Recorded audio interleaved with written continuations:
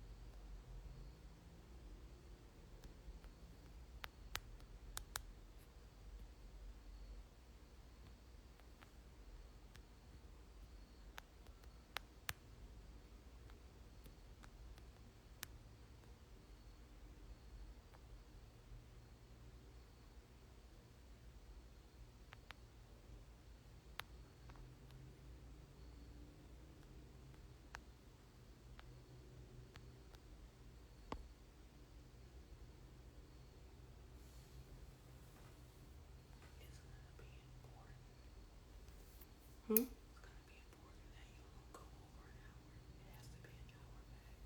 Okay.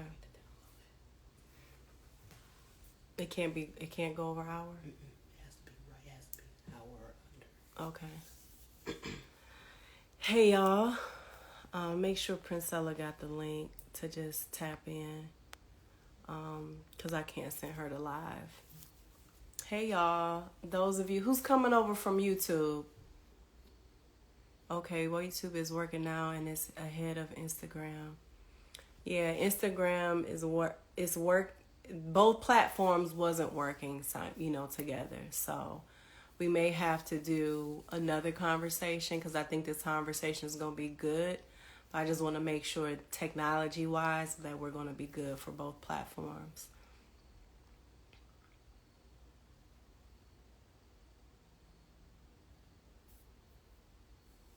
And just make sure, thank you so much for coming from YouTube. Make sure if what Instagram she's coming from, because if somebody's trying to join the live, but it's not Princella the Queen Maker's Instagram. Okay.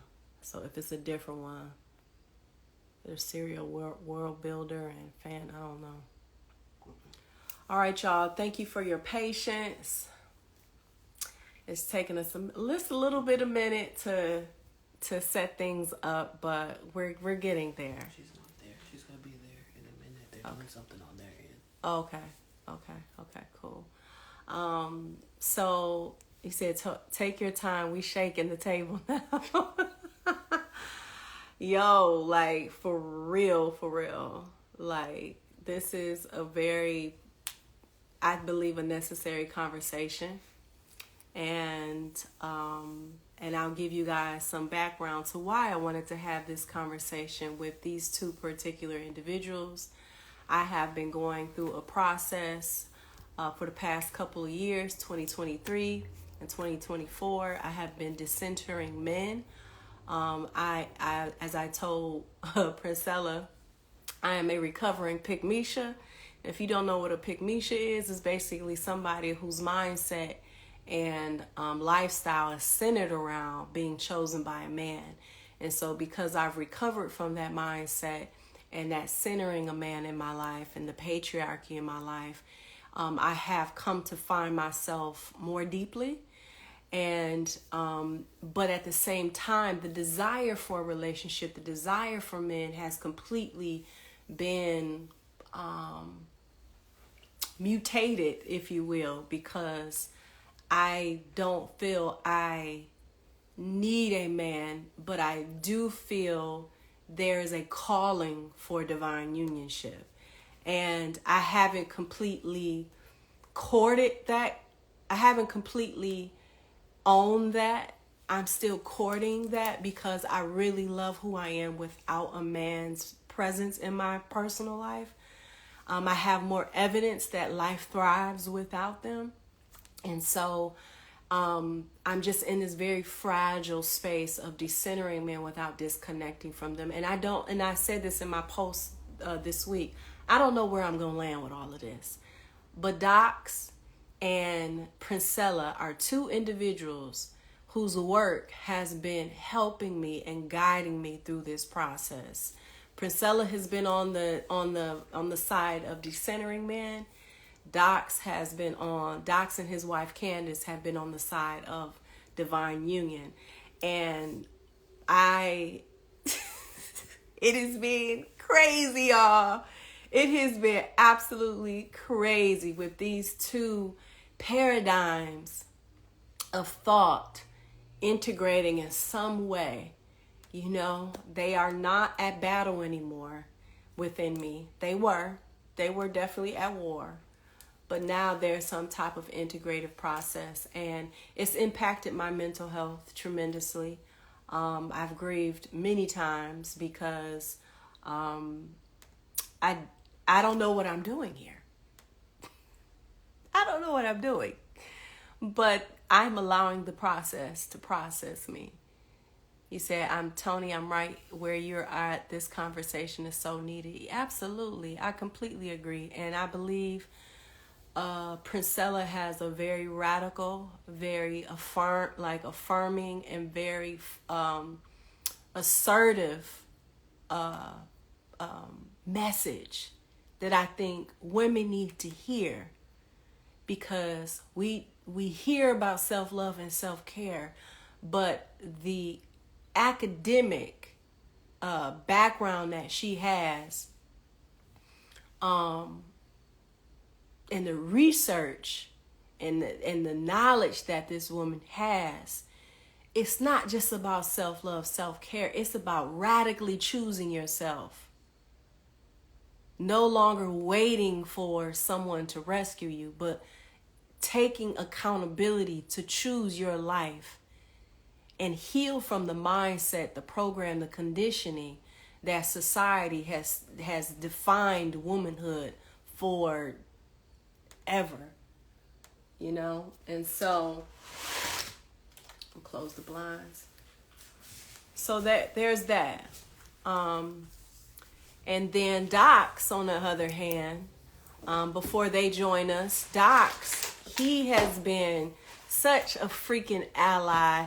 It's so many times I've been so annoyed by his, and I'm gonna tell you what has been annoyed. It's the part of me that wants a little bit of the familiar and doesn't necessarily want to evolve all the way to accept a transcendent truth of what my heart is calling for. So Docs, he nourishingly annoys the parts of me that is still growing, still learning, because I'm like, I like it with me, it just being me. I don't want those boys over here.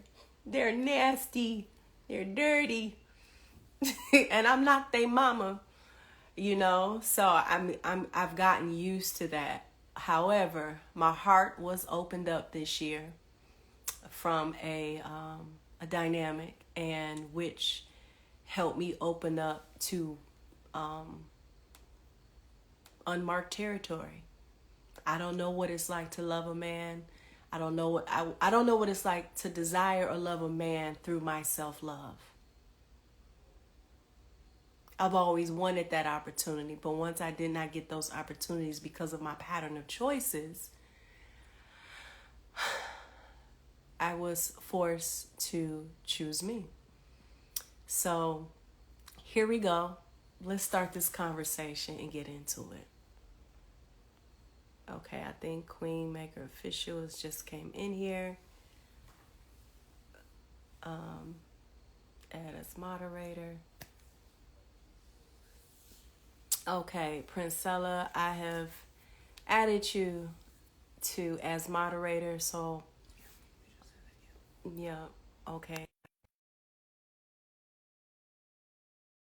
Honored and happy and pleased to introduce you all who have haven't heard of her, or those of you who are familiar with her, here she is, Princella, the Queen Maker. And I will definitely say that name is so real to me. Like, that's her title, that's her label, but to me, she has helped me become the queen that I am today. Yeah, so Thank you so much. yeah, so Princella, before Docs comes in, I just want you to share with us, take up space. I don't know if you've heard my song, Take Up Space, sis, but take up space and share with us how you show up in the world with calling women into their queendom. Well, I have a very different way of approaching women's empowerment. Um, the way I teach women to actually level up is I start at the basis of where they're going wrong, which is men. Most women have their identity wrapped up in the identity of a man. And so women appear to be very powerless in patriarchy. They appear to be that way. Um, and through the complaints and cries and things like that, which all stem from confusion, I felt the need to educate women on the psychology and the nature of a man. And through that, I could show women where they were going wrong with the loss of their power and their identity through wrapping it up in a vessel that they don't know very much about. And the way that I do that, it's different because I'm not the typical soft-spoken type woman. I am very militant, comedic, very stern with how I deliver my message, which I think is very important because coddling and being nice and walking on eggshells does not help anyone. And so this is the way that I approach it. And through approaching it with a basis of understanding psychology, philosophy, biology, and neurology, and things like that, I think it has helped bring women into a level of truth that will ultimately free them in the long run. Thank you. So, with that being said, can you give us some key points that you share with women about identifying what men are? Like, what do you teach them? Like some key points of like this is who the man is. Well, I start from the basis of the foundation of both of our existence, which is sexual reproductive animals, and understanding the that humans have a bi they have a bi existence. They have a lower nature and a higher nature, and their lower self is the foundation of an animal. And understanding that there is a sexual reproductive difference between males and females will let women see how men develop and see the world around them, which is not from the same vantage point as a woman. Everything builds on the foundation, which is sexual reproduction. Once they realize that, what the male's ultimate goal is biologically and what his ultimate goal is in reality, then women could understand the differences between the two and why women are constantly losing themselves trying to be in relationships with men. It will never work if you're basing your relationships on the foundation of sex. Got it. Got it. I my personal experience with your work, um, and I came across a few other women on TikTok and Instagram. Mm-hmm. One woman was totally out of line with me because it was about manipulating men to get what they wanted, and it still seemed like a man way of approaching life. And Mhm. I was like, yeah, that's not true to me. I'm too, my authenticity wouldn't allow me to do that, right? Right. And it was another woman I came across, and it felt like she was teaching accountability in a toxic way, and Mhm. I just felt like it was too much for me. But when Mhm. I found you, you didn't have that nice approach. You wasn't coddling. I felt like you I felt like you was wrangling me by the collar and said, Tony, listen, you got to stop this. Mhm. And um and I'll be honest with you, it has not been easy to Mhm. decentering men, because on a neurological level, there's a thought pathology that you're used to, Mhm. you know what I'm saying, feeding and nourishing. Right. And so that heartbreak, that traumatic experience with a man is what like kind of disturbed that mentality. Mhm. And so I had been lost like the end of 2022 going into Mhm. 2023. I was lost Mhm. because I didn't know who I was without the desire for a man. And that was shocking for me because I'm Tony Yes. Jones. I'm about self-love. Yes. I'm about self-care. Mhm. And that was very humbling for me. And it wasn't until that heartbreak I had to, it was like Priscilla, it was like it cut me open to so deep that I was able to see the wound that was driving this behavior. And ultimately the wound was I was looking for my mother's love through men. And Mhm. once I identified that, it was almost like, oh, now I can see the connection. Mhm. You see what I'm saying? Yes. And so when I came across your work, it called me to attention to the naivety and why I had this nice girl, what this niceness about this nice manipulation. That's the only word I can name it. Better for the lack of better Mhm. words. It was like a nice manipulation for intimacy, Mhm. a nice Correct. manipulation to get my needs met. Mhm. Because if I was honest about what I wanted, then they would have to be honest about what they don't want. You see Right. what I'm saying? And if Right. they were honest about what they don't want, then I would have to be honest about, hey, this is not gonna work for me. Right. So I would just play that dance. And so for Mhm. me, it was just like, why won't a man choose me? Mhm. Why wouldn't a man want me? Right. I do all of these things. Right. And when I came across your work, it held me accountable to why is my mind, this dynamic woman, why is my mind so focused Mhm. on a man choosing me? Why can't I choose myself? No matter how much that message was in my music, Right. no matter how much no matter how much I advocated for that message, Mhm. at the end of the day, my behavior Mhm. was not translating into that practice. And so by watching your videos, learning the books and things that you read, the people that you've studied, helped me decenter men in a gentle way, but it was very Yes. assertive, you know. And it's been a process, and this is why I wanted Docs to be a part of Docs. And okay, he sent a request. Okay, we're gonna bring him in. This is why I want Docs to be a part of this conversation, and why I'm calling it the mental health conversation, because you both have been my guides. Yes. You guys have both been my guides. I don't know what it's like. I said this earlier. I don't know what it's like to love a man, connect with a man, and um, to connect and love a man through my self love. I haven't had a quality opportunity to do that. But because of your knowledge and because of your work that you've taught me, I've been able to see and choose differently. When my heart was opened up to the possibility of being in that practice with a man, I was able to, man, when I tell you, Priscilla, it was the hardest thing to do, girl.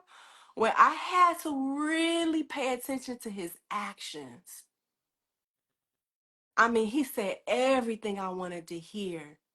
And I didn't know how to, I didn't know, I remember in my mind feeling like, I know you too long to believe that you're not sincere about what you're saying, but your actions are contradicting it. So what does that make you?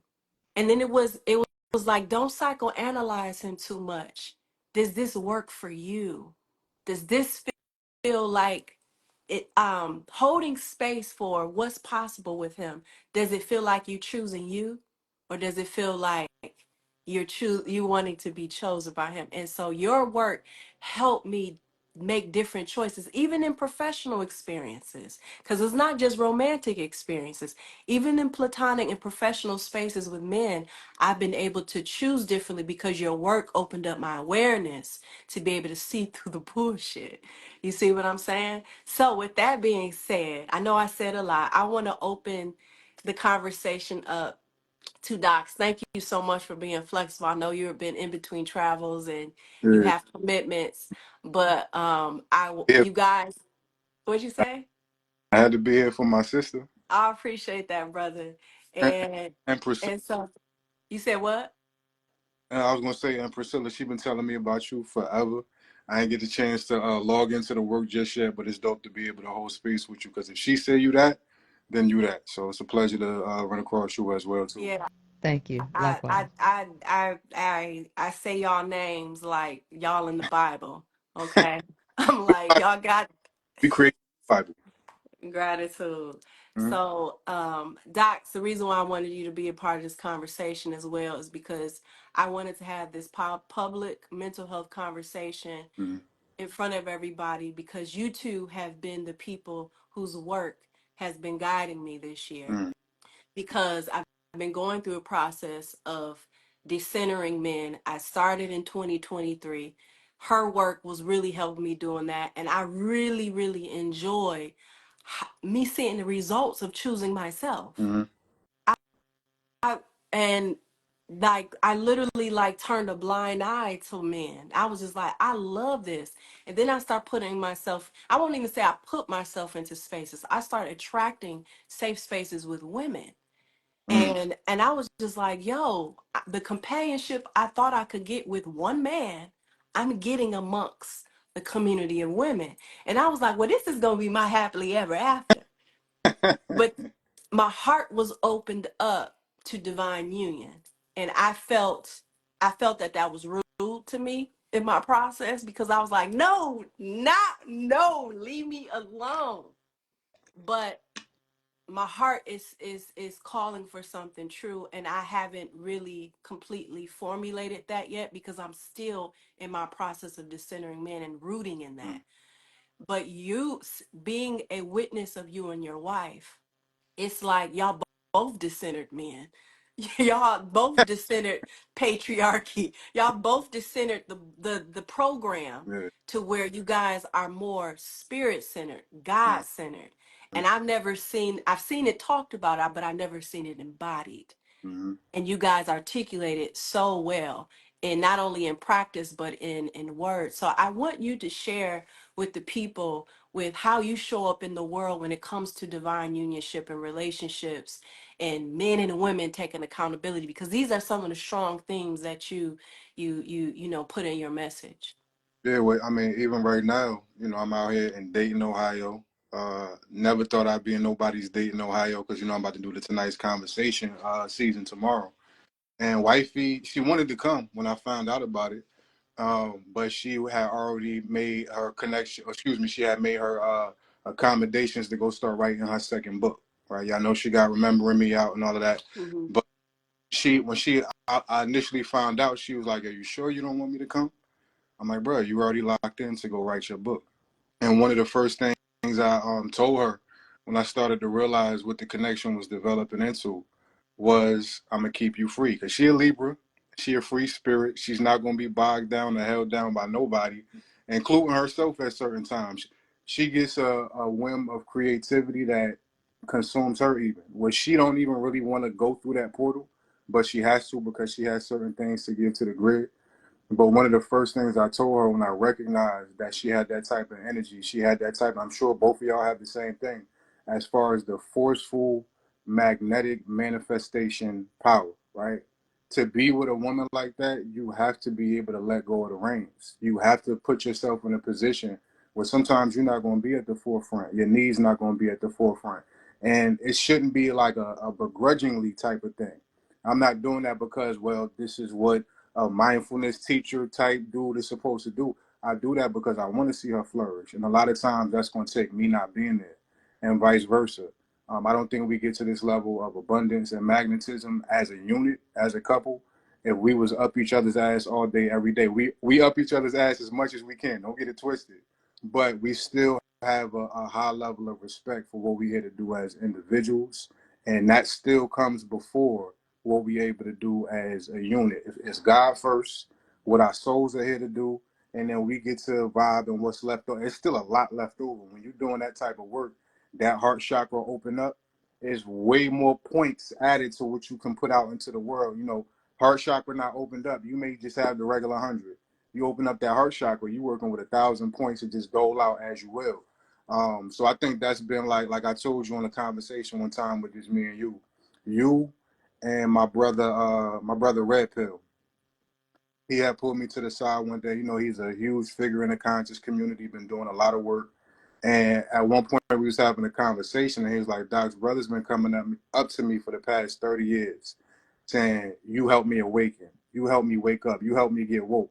And he was like, "It's beautiful, I respect it," but he said, "I wanted to get to a point where brothers are saying you helped me to find my wife, you helped me to become the type of man that can actually lead a household, which is how we end up building community."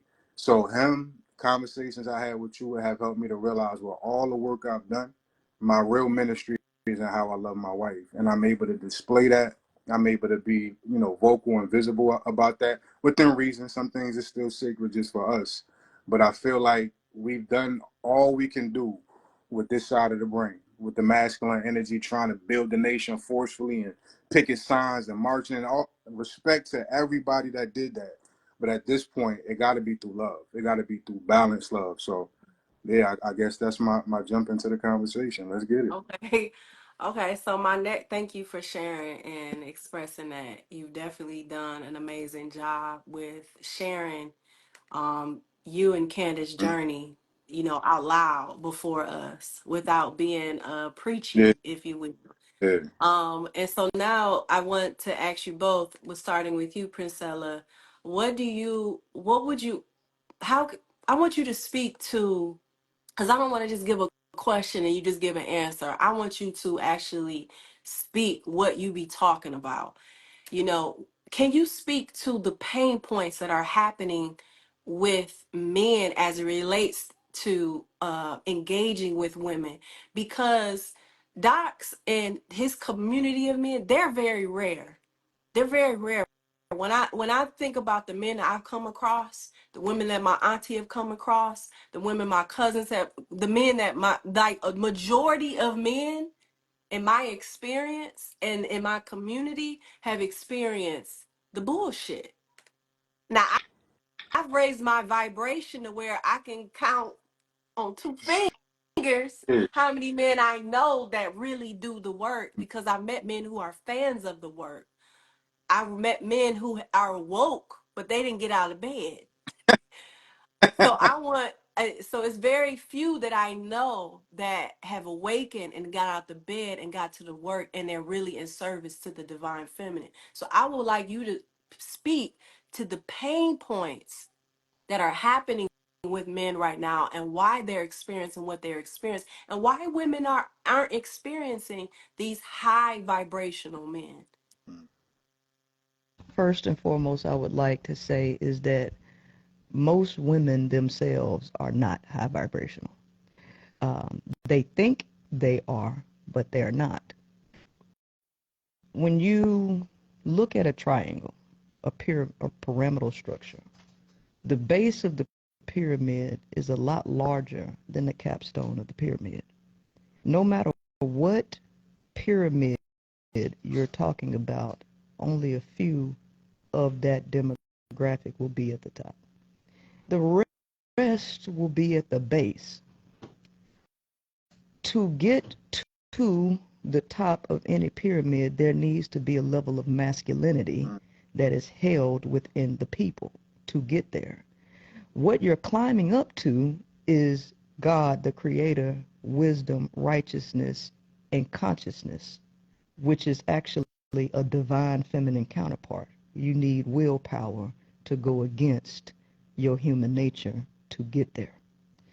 Most people do not do this, especially when it comes to women.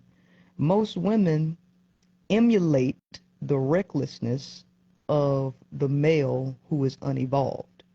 And the misconception is that aggressive and reckless behavior is masculine. People have a misunderstanding of what masculine and feminine is. People without discipline, willpower, and a purpose, those people are operating in a form of dark femininity. There is no masculinity there. So if a male is operating in his male nature ungoverned, that male is functioning as a feminine vessel. He's functioning in his dark feminine. What constitutes a man is someone who has willpower to conquer their biological nature. Women have been told that they should not have any masculinity, which keeps women completely unevolved with no discipline. And a woman's ungoverned nature is very, very chaotic. It's very, very emotional. It's open to suggestion, and she can push that out. Whatever goes in her comes out, and it's not good. So the people on the bottom have no self-awareness. And the problem with no self-awareness and no masculinity at the bottom is that there is no understanding between either of the sexes. Neither sex actually understands the other one. Now, I will say that to a degree, men understand women a little bit more than women understand men. But overall, there is no true understanding between either counterpart, which keeps them searching for something that they will never find, Mm, if that makes sense. no, it makes complete sense. Yeah, whoa, well, that was meaty right there. Because when you speak immediately, where my mind and perception goes to is different points in my life where that was me, Mm-hmm. where I had no discipline, and I would thrive off my I would thrive off my intelligence. I would thrive off my knowledge. I would thrive off my intent, you know? Mm-hmm. But because behind closed Mm-hmm. doors, I had no discipline, Mm-hmm. you know? I did not really want to grow up. I really secretly wanted a man to take Uh-huh. responsibility and accountability for my growth and Mm-hmm. development. That's what most women want. And so when I tell you it was not easy, I mean, it makes me emotional now because that process is not easy to conquer that type of nature, that type of thought process, especially when that is all, that's what you know how we've been conditioned. And I was a complete church girl. That's all you know is, I mean, God is him. Jesus' salvation is through him. You know what I'm saying? So you Mm-hmm. subconsciously think that the man is the one that's going to save you from yourself. Mm-hmm. And so life kept teaching me, yeah, keep choosing him if you want to. Mm-hmm. It's just going to keep further putting you into the abyss to choose yourself. So Mm-hmm. I, like, when you're speaking, I'm like, yep, I remember when I did that. I remember when I didn't have no foundation. I remember how chaos it was. And for those of you in the audience, and women, if you can identify with what I'm saying and what she's saying, this is not about judging you or making you feel like you're not there yet. This is about becoming aware of what's in your blind spots and taking this opportunity for that illumination of this conversation to make that choice and say, you know what? I may not be I may not have that down yet, but my heart and my awareness is willing. to take that path and make those decisions. So I just want to presence that, because the ego is really weird when it tries to judge you and bully you into expansion and enlightenment. Mm-hmm. So thank you for sharing that, Priscilla. So Dots, Mm-hmm. same question. Mm-hmm. What are the pain points? What do you believe are the, or can you speak to the pain points of what's happening with the man and woman's dynamic?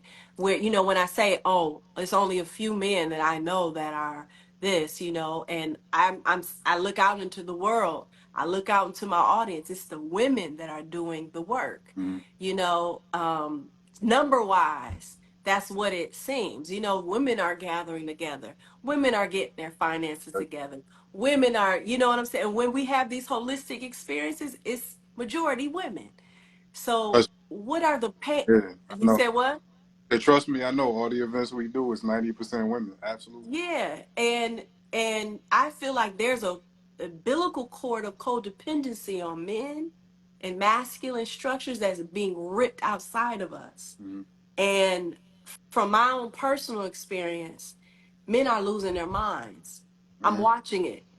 I've experienced it. I'm like, oh, you want to harm me because I'm not dependent on you, you know?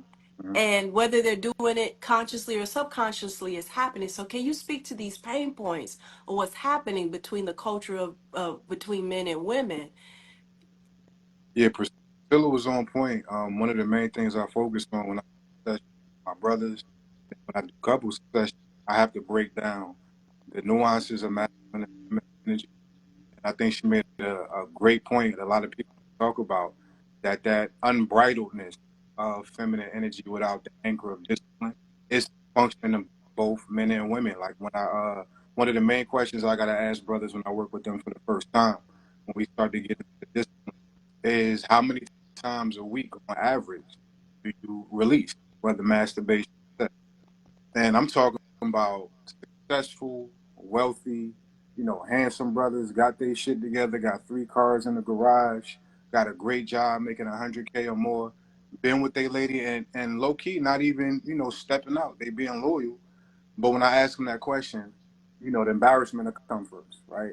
Because they feel like I'm a judge them. And I tell them from rip, this is not about judgment. This is pure data for me, right?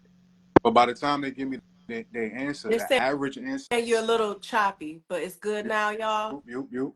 Let me see. Okay. I'm okay. Yeah, you're Yeah. good now. You're good now. Okay, go ahead. Sorry.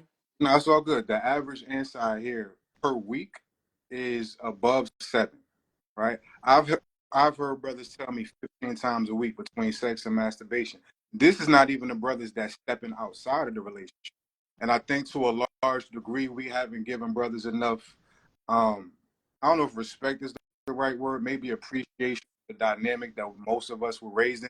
We asking brothers to make 180 turn at Yep. 300 miles an hour because most of us, our forefathers, our lineage of masculine energy has been told, get the bag, make sure your family is safe, and you good. That's manhood, right?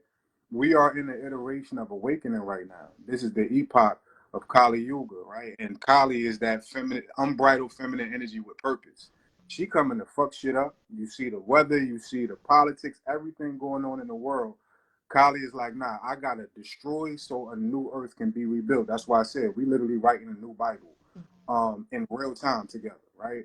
So with the men who not only downloaded the epigenetics, generational curses. If you are a Christian, you in church. If you study yoga, we call it samskaras.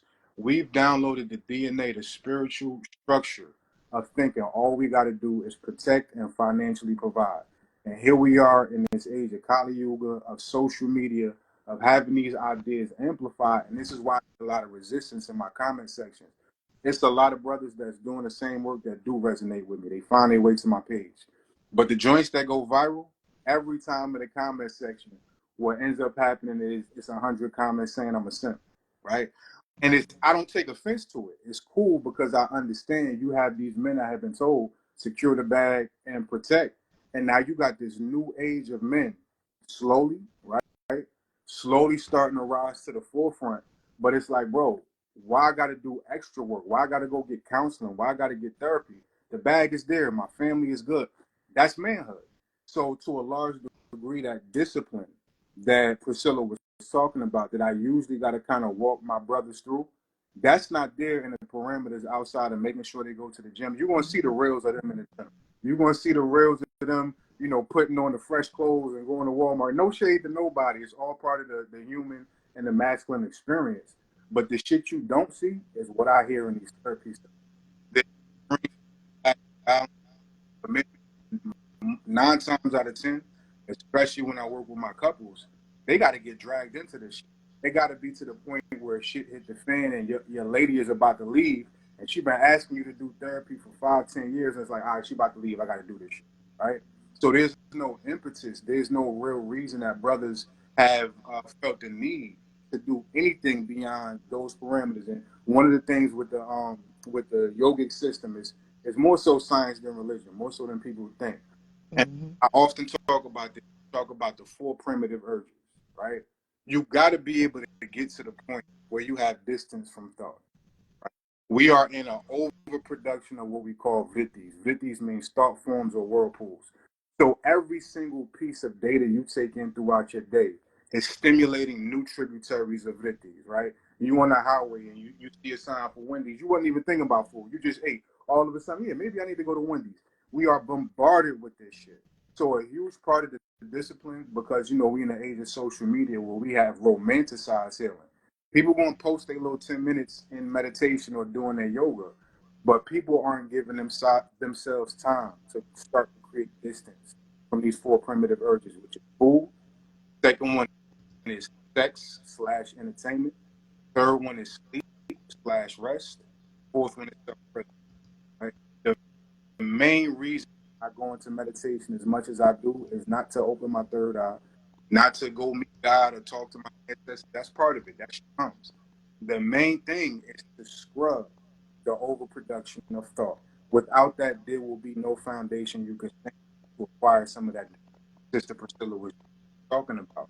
And when you mention words like mindfulness, meditation, sitting with your eyes closed, You're Yeah, people, you're a little choppy. you're getting a You're a little little choppy. choppy. Is there any noises around you?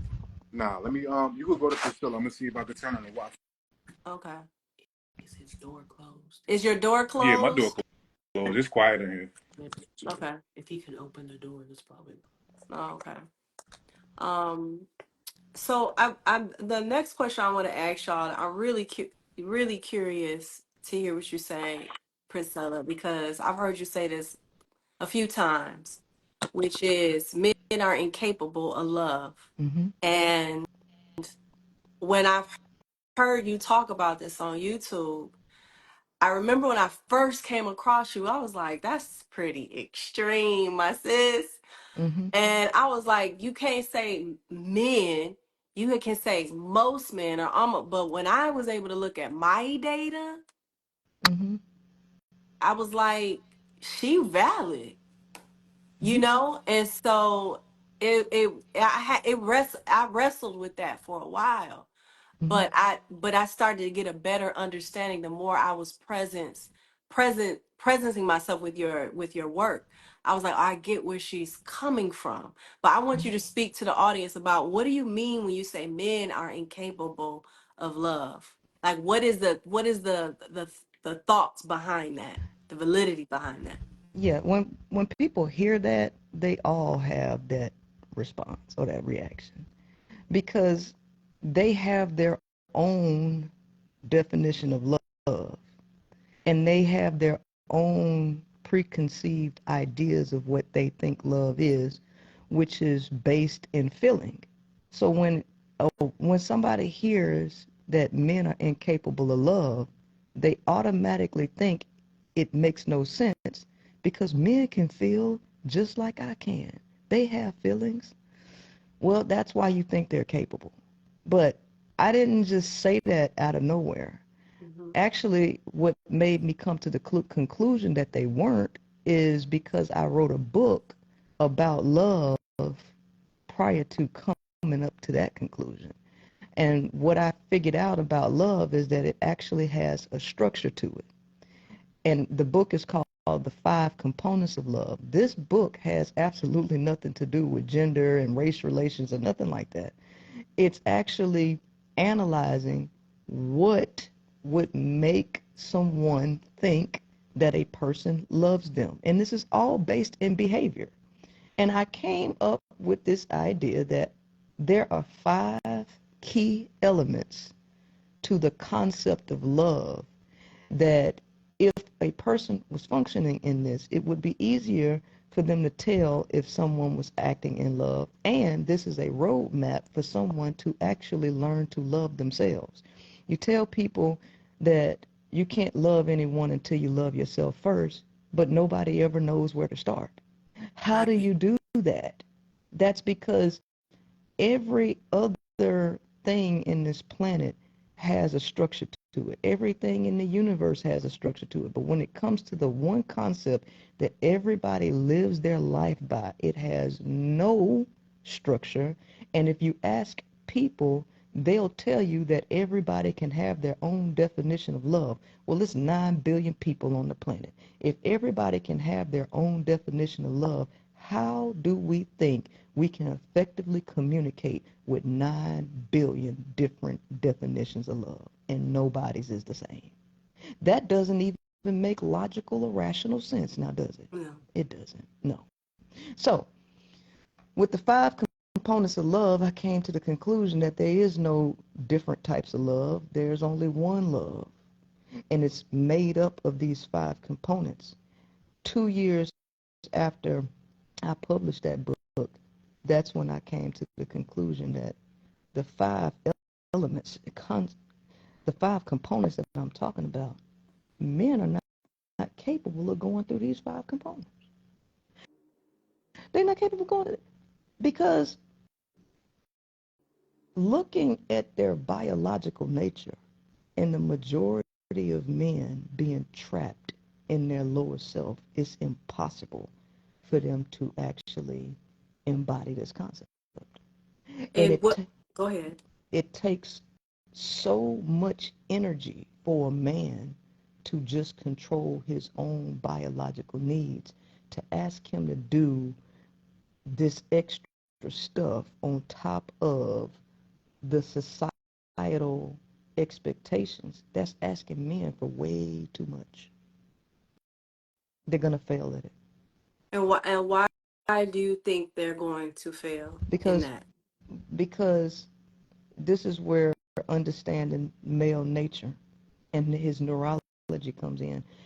First and foremost, males have less capabilities than women in so many different areas. And just think about this. In society right now, women are expecting men to carry the load.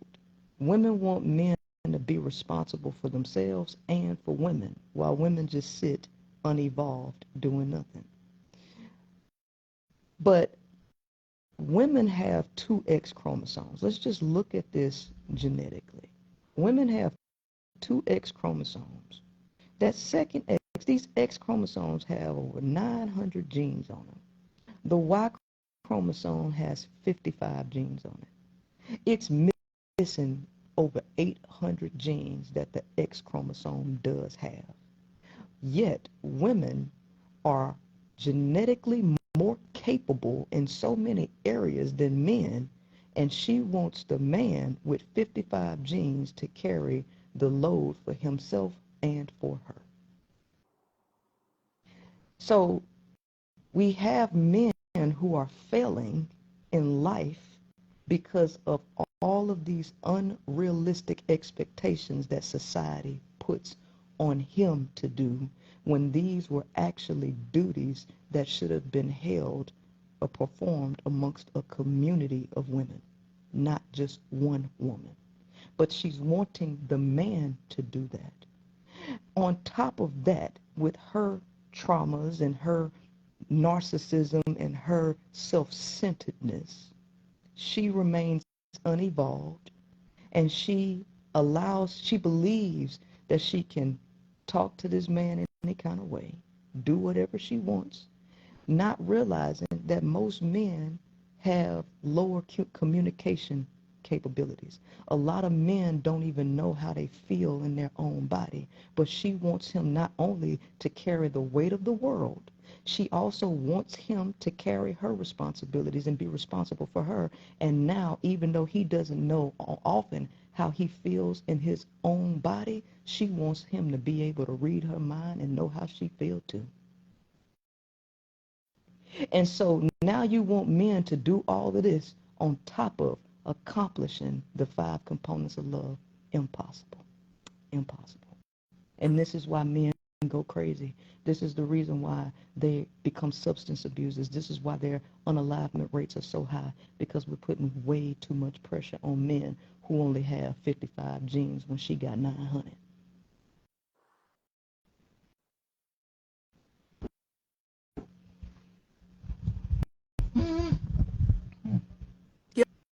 Y'all, name, first of all, tell us where we can find your book. What else, what other offerings do you have? Workshops, name all of that. Yes, so I have 41 Shades of Men, The Pursuit to Subdue and Use You. That is on Audible and Amazon. The 5 Components of Love is also on Audible and Amazon. And I have a workshop called Love, Men, and Manipulation Decoded. And that will be held in the next, I think I'll be doing that in the next 30 days. So I have webinars that I'm about to get ready to start doing. So it's a lot that I have to actually educate women, because it depends on women understanding this in order for things to get better. No matter how much personal development you send a man through, if women don't get it together, it does not help, because men can only do so much, because the bulk of this lies on women and how women behave, how women elevate. Because men, no matter how much they say it, the fact of the matter is they follow women. Women are the true head, not the man. And women cannot sit unevolved waiting for men to do all the evolution and think that things are going to get fixed. It's not. Because if that man elevates, the only thing, and you don't, the only thing you're going to do is encourage that man to devolve. You're going to encourage him to fall. So she needs to get up. Mm, I completely agree. Wow, that was very meaty. Docs, the people are asking for you to state the 4 primitive urges again. Okay, yeah, can y'all hear me? We good on feed now? We good on. Okay, cool.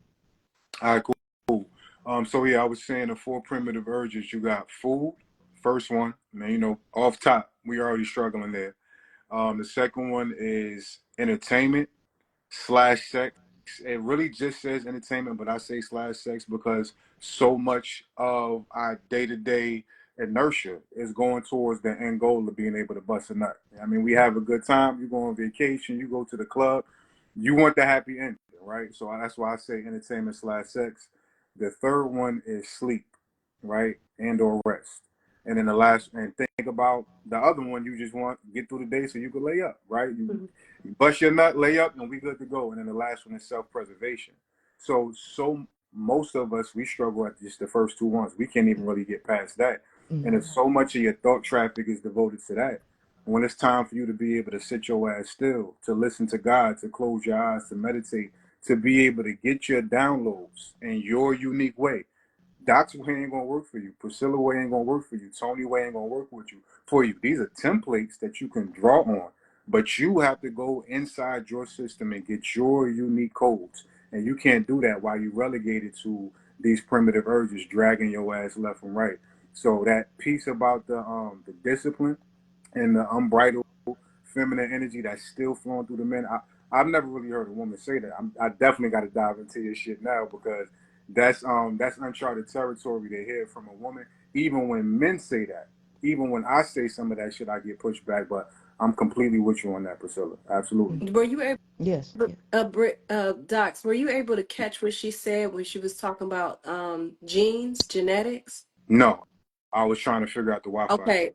Yeah. You know, she said a lot, but Princella, could you just give us a bit of, because I want him, because I'm on the next question I'm going to ask him is in context of what you just said about how men have this amount of genetics and women have this amount of genetics, and we put too much pressure on men. Can you kind of like give a synopsis of what you just Yes, said? I said that there's way too much pressure on men because they asked why did I say men were incapable of love, and I let her know that love is a mixture. It's made up of 5 elements. It's not one thing. It's not an emotion. These 5 elements make up love, and it requires self-discipline to be able to go through all of this. Right. Well, the reason why men are struggling is because, number one, women do not want to hold their responsibility and be accountable for what they're supposed to be accountable for. So society is built to go in direct opposition of the male's nature, putting enormous amounts of pressure on a man that should actually be shared amongst a community of women. Now, we put this pressure on a man, but the Y chromosome has 55 genes on it, but the X chromosome has 900. And the idea that a woman should sit and be unevolved, waiting for men to carry the load, it doesn't make any sense. And this added pressure on a man to live up to these unrealistic expectations in society, it causes him emotional pain. And here's where the problem with the emotional pain is. A lot of men have deficits in communication abilities. A lot of men don't even know how to verbalize how they feel on the inside. Then you have a woman who's putting in no effort on her part to actually be a a um, be a contributor to the community. Ally. Right. She believes that her job is to sit and just receive. And this is the reason why there is a misconception about masculine and feminine energy and principles, because we are forcing people to function in half of themselves, because we keep telling women that they should have no masculinity, that the man is the giver and the woman is the receiver. So women really believe that they're supposed to do nothing and just receive, while men do all of the work. Well, the additional work that women want men to do is to also cater to her ego. So if he doesn't have the mechanisms to communicate effectively, because a lot of men have issues with it where they can't actually verbalize how they feel. This is a defect called alexithymia, where more men than females suffer from that. By women not understanding that, women put additional pressure on men, forcing him to communicate, forcing him to know how she feels when he doesn't know how he You don't feels know in how his he own feel, yeah. right. And so that drives up testosterone, and when anger and testosterone mix together, men have lower levels of impulse control. This increases male violence. So there's a lot of things that women are doing that they don't know that are hurting men. And on top of that, she expects him to now embody such a concept called love, and he's struggling just trying to control his male nature and live up to delusional expectations in society. It don't work. Shit. Word. Now I'm with you, because I'm thinking back to even before, Evolve, Docs, Brick City Buddha, whatever you want to call it. I remember my 13-year relationship that I'm always talking about. And it just pushed me so deep into my shadow, into my pain body, that I was either going to die or I was going to level up. So I give a lot of that, a lot of my evolution. I give that relationship credit for it. But I do remember myself punching holes in the fucking wall all the time, right? And I remember kind of being at the whim of her, like, 2 to 3 week circadian rhythm, emotional circadian rhythm, where for one week, maybe a week and a half, it's the honeymoon, right? And then for whatever reason, whatever she was going through, the bipolar, the pain of having to take care of an alcoholic mother, always having to hold her sister down, it would just turn into, damn, you hate me now, my nigga? Like, I ain't even do shit, right? And then by the third week, I would find myself just fighting to just be able to keep her in my life. And this went on pretty much for like 13 years. And the reason it lasted that long, and I feel like the reason men continue to sign up for what you just described, is because, like you said, that love word, we're taught, well, this is what love is, my nigga. You really love this woman, you're going to fight for her, whatever it takes. And that kept me in that cycle of not being able to see my own participation and my own culpability in making that choice. And I remember, the day I told my son's mother, nah, I can't do this no more, right? All I ever really wanted in this life, beyond being a big music star at that time, I saw my father in the household with my mother every day. No stepping out. They was together 43, 44 years before she just went home on Mother's Day. Man's man, right? I always wanted that. I wanted to be that type of man. I wanted to be the head of a household and just be a real nigga. My father would never say that about himself, but he one of the realest niggas I ever known. And I remember when it got to the point where with my son's mother, and at this point I'm way more sensitive to energy and emotion and what things are doing to my spirit than I was in a 13-year relationship. But still, we got a child on the way, and then the child comes, and I got to figure out how to make this shit work. This is what a man worth his salt is supposed to do.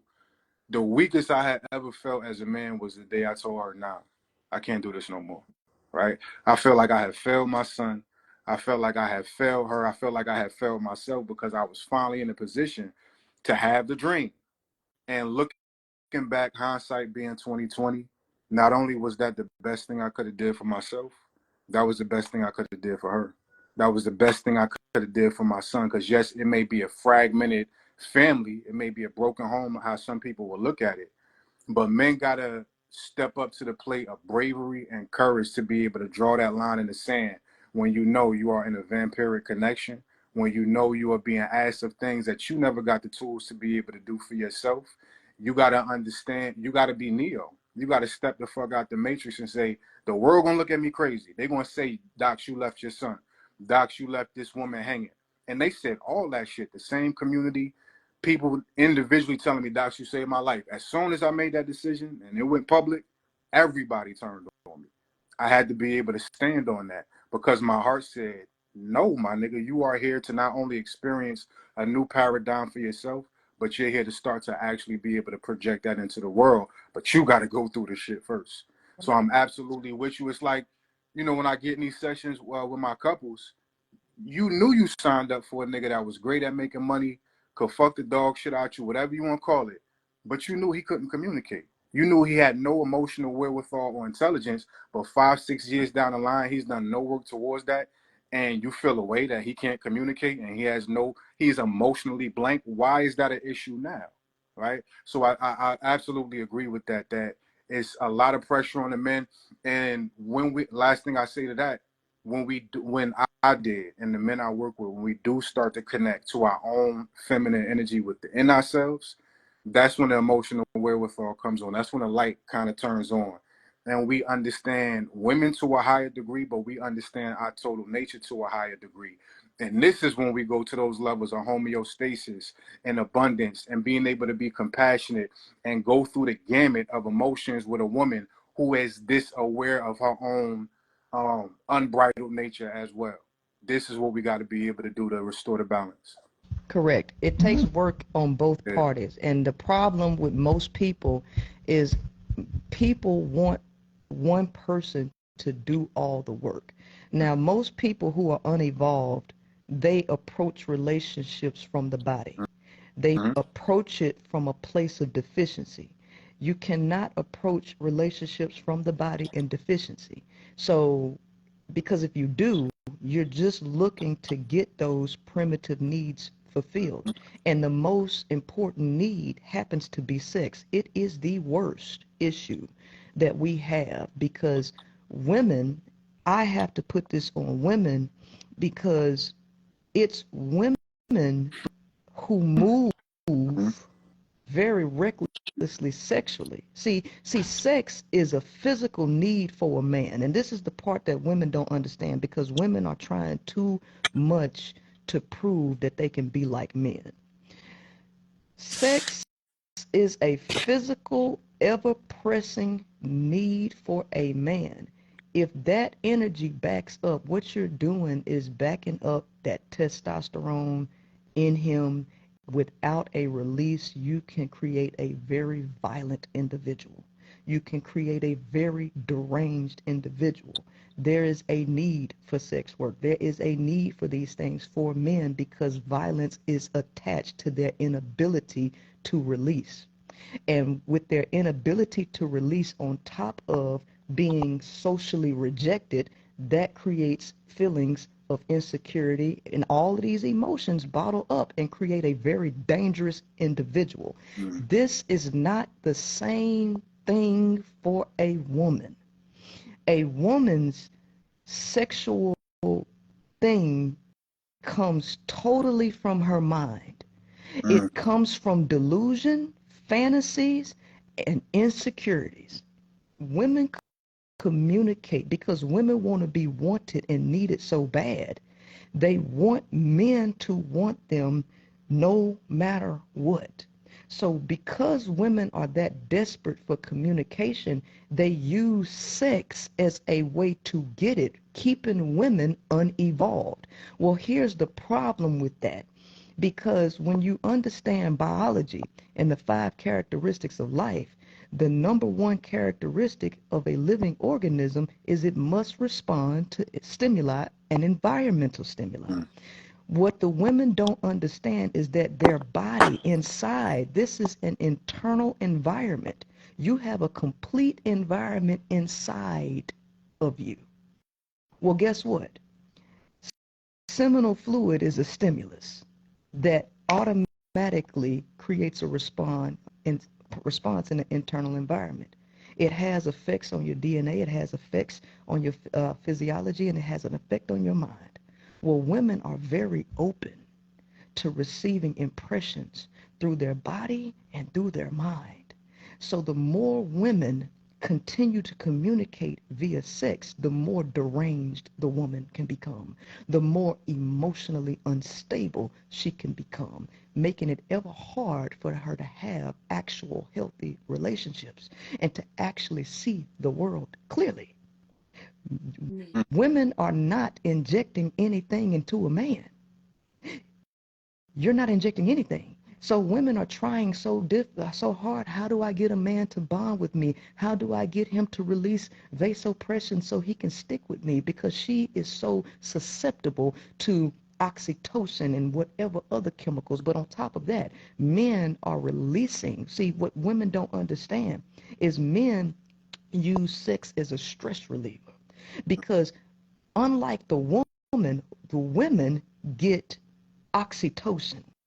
You get that. It makes you sleepy and all that stuff.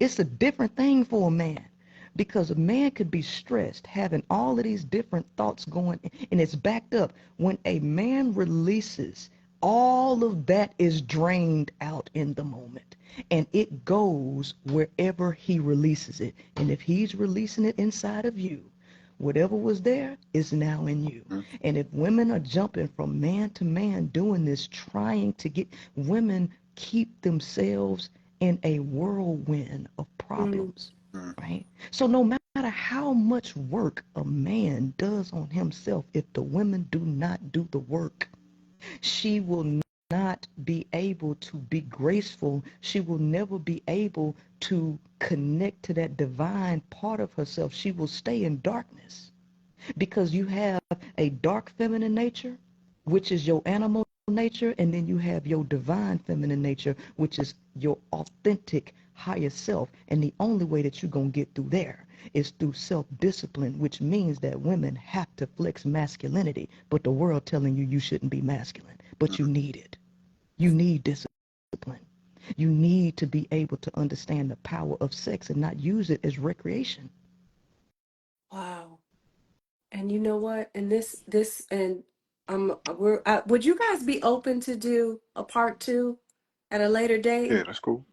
Okay. Sure. We'll have our teams coordinated because I think this conversation is very much needed, and I don't think we can capture it all in tonight.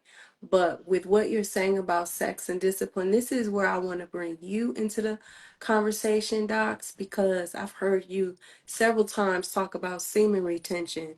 I've seen you talk about with your wife, how you guys have gone months without sex because you guys are have your own purpose and reason why you're doing that for your own spiritual development, and how sex is not the source of your intimacy.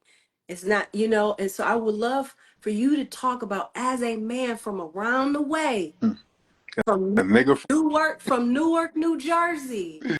You feel me? Yeah. Like, how can you tell us what were some of the, because I know it's a lot, but what were some of the steps and practices you did to master that lower nature? Because I don't see that, and I don't hear that often from men when it comes to this. Because I was just in a conversation the other day, and a man says, "Oh, we gotta have sex, and we gotta do that," and I'm just like, "Oh my gosh, my baby, like, you don't know who you are, and it's not. I'm not supposed to teach you." Mhm. You see what I'm saying? So I would love for you to share to us, what were those steps with mastering that lower nature self? But that's why I don't go back and forth with brothers when they say that, because they right. For the level of themselves that they have reached, like Priscilla said, they need that shit. They're gonna go crazy. Somebody gonna get shot if they don't have that release.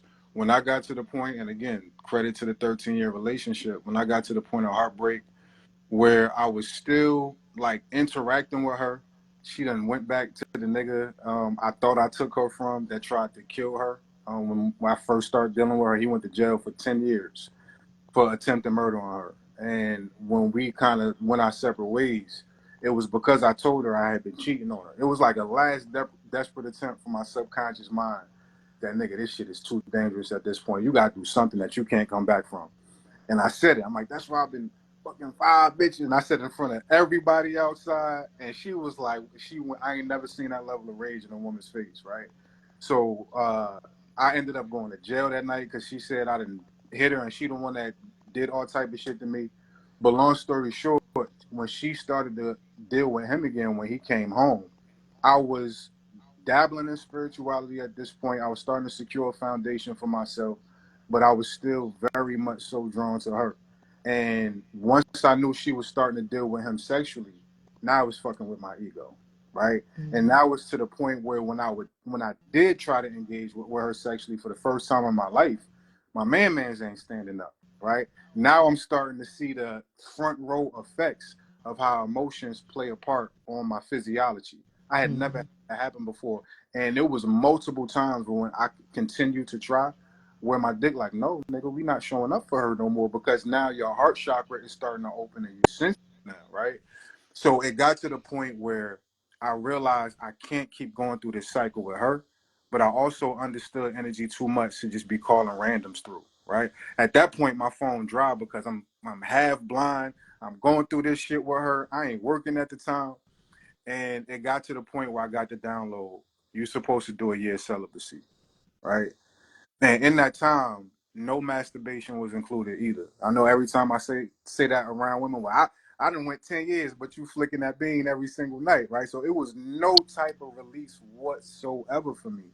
And when I got to the tail end of that, my whole infrastructure had rebooted, had changed in a way where I was no longer relegated or bound to sex. And even like Priscilla was saying, like when we have sex and we'll dump, I don't think I'm able to make my way to Candace, because not only had I put myself in a position of way more peace and ease in my life in the present moments, I had also retroactively, via that year of no release, while doing this meditation, while I'm in the forest 5-6 hours a day, every day at that time, on my Martin Najee Ramba shit when he was at the ashram, no haircuts, no nothing, me, God, and my bullshit, right?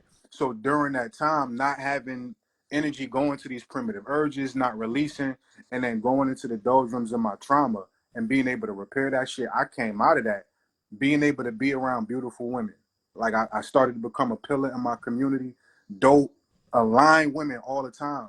And my sixth sense, my booty started to come online. There's another thing y'all could check out. I think I've talked to you about it too, Tony. The four functions of mind. Yoga is very scientific. So they've broken down the different aspects of how the mind functions into four different compartments. I'm not going to run through them all, but Bhuti is what we call the higher mind or the highest mind, right? And it got to the point where I realized Bhuti been talking to me my whole life. It talked to me in certain points where I was, trying to bag a woman or just trying to fuck, and she ain't stink, but it was just something about like I don't like how she smelled, right? That was Booty telling me, no, nigga, not this one, and I would go ahead and fuck anyway, right? It was all this different data coming up that now Booty had gone from trying to Hail Mary this information to me because I wasn't hearing this shit. Now it was very simple. It was easy. It was handoffs. It was notice this, look at that, observe that, and the direction. I was just talking to one of my bros earlier, and he's in a 75-day cycle, no alcohol, no weed, no sex. And he was like, I feel like I'm getting bougie now. I feel like I may be overdoing it in my selection process. I'm like, nah, nigga, that's the booty energy coming up. And the old version of yourself is going to be like, yo, you're doing too much. Just have sex, just one. Now you're not going to be able to sit in these pockets of decision making because now masculine and feminine have come to the table and they're both steering the ship. And this opens you up to not just 50%. The whole gamut of information is now available to you. And there's certain things that you just can't overlook. They so noticeable now. I can't rock with it no more. So that year's celibacy really got me back in pocket, and I continue to honor it because just because we in matrimony don't mean that discipline is not required. It's required even more now because I'm in a household every day with a woman with all this unbridled feminine energy. She's balanced in it, but it's still worlds that she's navigating within that I got to be able to walk with her through, right? So I need it even more so now. I think we did 3 bouts of celibacy this year. I think one was about 73 days, one was about 40 days, and I think one was about 30 days.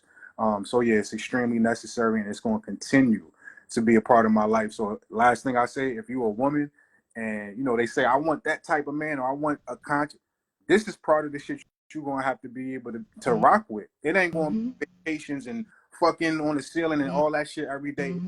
Large quantities of time where we got to dive deep into our discipline, and that shit ain't going to be fun. That ain't going to be the shit you could post on Instagram and say, hey, look at me and babe. It's going to be the complete opposite of that. You got to be prepared to go into that for yourself, not because he's doing it, and of course, vice versa. Wow. Absolutely. Wow. Did you want to speak to anything to that, Priscilla, before we wrap No, up? that's 100% on point because that's what you need because the biggest issue for people is sex. It ain't even food. People will throw away food and go to sex first, right? And so, this is my biggest battle with women, right? Because I get men to listen to me too, and the fact of the matter is most men don't respect women. So it takes a very different type of man to be willing to listen to a woman and learn anything from a woman because men just don't respect women. So I don't cater my message to men, right? Because the fact of the matter is that the male has to go through the dominance hierarchy to get his discipline from a man. And if he actually mans up and has respect for the feminine, only then will he be open and able to listen to a woman, right? So I have an issue with women, though, because women have been told that they should shut down their masculine side. And women have done that too much to the point that they're totally out of control and they don't see themselves as out of control. They think sexual freedom is sexual recklessness. See, what he's talking about is actually sexual freedom. And that is something completely different than what the average person believes, right? And so you have women who are actually physiologically, biologically, and neurologically designed to be more disciplined, and they're not. See, the orbital frontal cortex is the place for impulse control. A man's impulse control mechanism is smaller than a woman's. His orbital frontal cortex is smaller in relation to his amygdala than is the woman's. So women have greater levels of impulse control, greater levels of communication. Her body is made to reject most men and to be not as sexual as the man. But women have lowered their abilities and they are not living up to their potential due to their desperation for validation from men. So this is a problem because women think that their femininity is based in their submission to men, which is false. She cannot embody divinity without access to her masculine side. There can be no divinity without it. So women end up staying in their dark feminine nature, never evolving, being overly sexual, being overly emotional, and to the point of being in complete delusion. And And you nobody can reason with her. and you know what, Princella, you're so right. Because when I was a life coach before I became an affirmation musician, Mm-hmm. and one of the things I came across, the conversations that happen behind closed doors, a lot of these women who identify with they fell for the trap of what masculine energy is. A lot of people are saying, I want to be more feminine, I want to live a soft life. But they identify masculine energy through just productivity and working. I got my own money, my own Right, bag. And right. so behind closed doors, the conversations I was having with these women, they were exhausted, completely burnt out, don't know who they are, don't have a sense of purpose. Mm-hmm. And the other piece was that they they did not feel feminine, but they also felt like they were in their masculine energy, but it was a false identity of Right. masculinity. You see what Mm-hmm. I'm saying? Correct. And so it and then they also admitted to me that the reason why they pursued their independence and their boss bitchness was to be attractive to a man who wanted an independent boss bitch woman, because Mm-hmm. that was the new in thing for a woman. You know Right. what I'm saying? I want an independent. You know, it's in the music. I Absolutely. want an independent woman. So they was like, okay, well, let me be independent. You know, and so it's like it's still that centering the patriarchy, centering a man choosing them. Mm-hmm.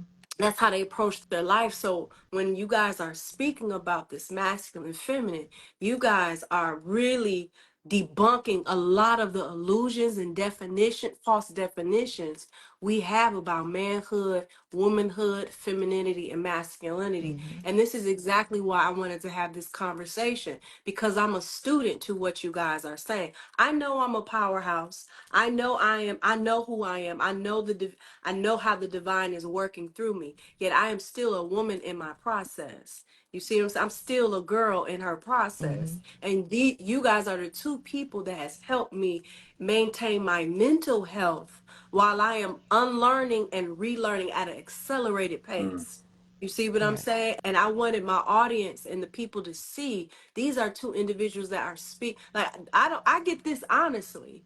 The language that I get, that I speak when I'm having these conversations, it's not just because I'm over here just reading books. I'm studying y'all Instagram, y'all YouTubes. I'm sitting with it. I'm meditating on it and processing it, because it's a surgery happening with me even right now. This year Mm-hmm. has been such a surgery for me. But y'all, you two and Lauren Crean have been the work that I have been really digesting.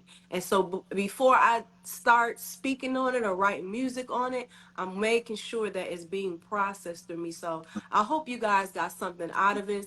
Dots and And Priscilla, we're going to have a part two conversation. This was so good. This conversation is not over. I definitely want to revisit this conversation.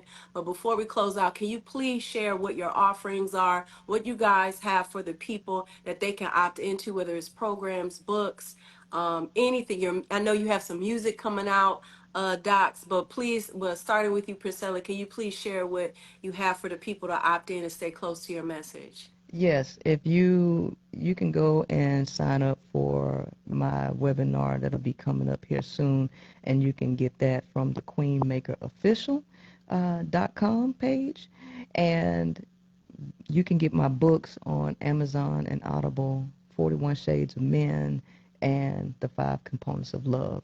And from the webinar, you'll be able to get an opportunity to join me on my workshop, which is entitled Love, Men, and Manipulation Decoded, where I teach how the concept of love works with male nature and how this can be used to spot manipulation with red dot accuracy. Period. Docs, thank you so much, Princella. Yeah, y'all could hit me up on the gram, shoot me a DM. BrickCityBuddha.com is the site. I actually had to take it down because it was getting too nutty. People, too many people was booking at once. Praise God. But the best thing that works for me right now is just shoot me a DM. Let's keep it organic. I have the co-parenting conference coming up if y'all in the Houston area. I never really seen anything like this done before, so hopefully we can spark other people in different communities, because I feel like this is really where a lot of that masculine feminine imbalance and ignorance shows up, and how we are able to parent when the home is broken or fragmented. So I got that co-parenting conference coming up October 19th in concert with the release of my first song off my new project called Daddy Issues, where I kind of get into, my gripes and, my culpability and what has happened with my fragmented family. Me and my wife have the Tulum retreat coming up next year. We getting back to that June 2025, last week of June. Um, Relationship counselor, one-on-one therapist. I do family counseling as well. I work with children as long as they're above 12 years old. Y'all can hit me up for that. And yeah, I think that's it. Shout out to my wife. Make sure y'all go buy her book. My book is coming, Memoirs of a Former Fuckboy. I'm working on that. Hopefully by next year that'll be out, so I can say I'm an author too and all that good shit. Mm-hmm. And watch out for me, y'all. On tonight's conversation, I'm filming a whole season this weekend with them. Don't know when it's going to broadcast, but that's coming up as well. Yeah. And speaking of, because Ace reached out to me to be on that, but he ain't never hit me back up. I'm going to tell him. Tell him, okay. Are you in Houston, by the way? I live in Houston, yeah. Mm-hmm. Okay, I'm in Houston too. Okay, Oh, so y'all gotta get okay. yeah. Got a link. Yeah, we got a link. So yeah, make sure you let him know that he didn't respond to my I'm on inbox. it. As you've been speaking, I'm like, nah, she's supposed to be on tonight's conversation too. So I got Period. Yeah. that. Seriously. And I was supposed to be recording with them during this time that you finna go down there. I got He you. just ain't never said, yeah. Yeah, look out for Yeah, no sis doubt. for sure. Cause like again, like when I heard that you was gonna be on there, I was like, yo, like, cause though you guys are the people. This is y'all are the Yeah. voices when it comes to the relationship and the culture of manhood and womanhood. Y'all helping me. Mm. Y'all helping the giants. You know what I'm saying? The masses need to hear what y'all have to say because it's not preachy, it's very educational, it's informed, and most importantly, it has the texture of love. Yeah. It's coming from love. Yeah. So I appreciate y'all. I look forward to working with your team and coordinating our second part of this conversation. Y'all, I'm going to be saving this live for sure. I'm never deleting it. I'm also going to post, I'm going to try and post it on YouTube as well. And thank you for everybody who came from YouTube onto Instagram. You all have a great night and a wonderful week, okay? Uh, Thank Peace. you. All right.